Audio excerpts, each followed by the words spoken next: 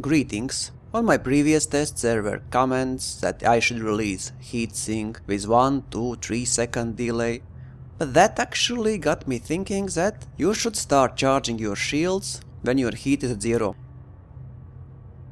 Let's release heatsink, and now when it reaches 0 I release shield cell banks. It actually is slightly better, 117%. If I would release heatsink with shield cell banks at the same time, I would overheat up to 134, so you save 17 or so percent. So let's try 4 heatsinks and 4 best shield cell banks. Last time I had 124%, and this time I will release heatsinks slightly before shield cell banks, so I will wait for temperature to drop down, and when it reaches 0 only then I will start charging my shields. Heatsinks, shields. It actually doesn't need to be precise. 108 or so, 100. So actually you also are better by like 16-18%. It seems that actually heatsinks start cooling down your ship faster than shield cell banks start overheating. So if I have 27%, it will drop down to around 20%, and then shield cell banks will start overheating your ship. So it makes sense to drop your heat to 0 and only then click on your shield cell bank button. So actually comments telling me to delay heatsinks to launch heatsink before shield cell bank makes sense. Not as much as I would like to, because 15%, let's face it, we don't really care if we are overheating 120 or 134 for 1 or 2 seconds or even less. But I had my own idea how to make this work much more effective than just launching heatsink before shield cell banks.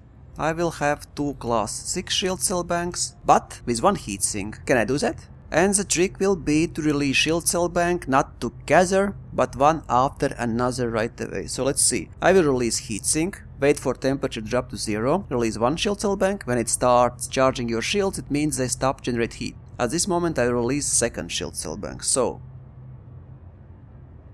heatsink, shield cell bank, it's building heat,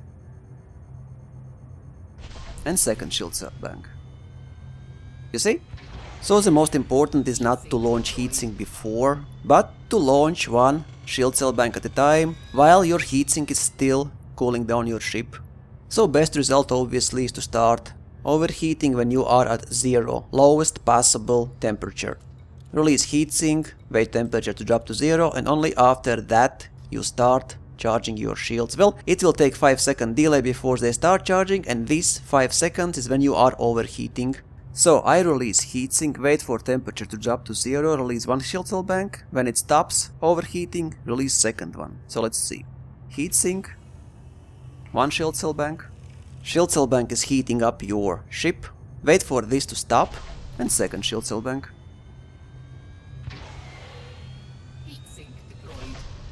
Okay, you see, this works perfectly.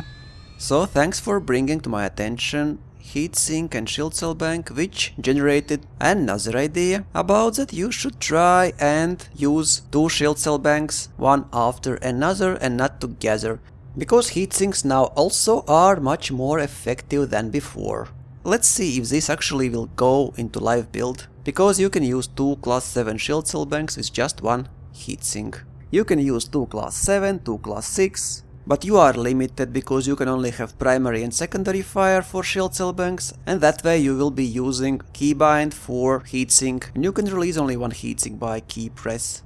However, you can make another fire group and just switch between them. Well, if you like to complicate things, you can do that.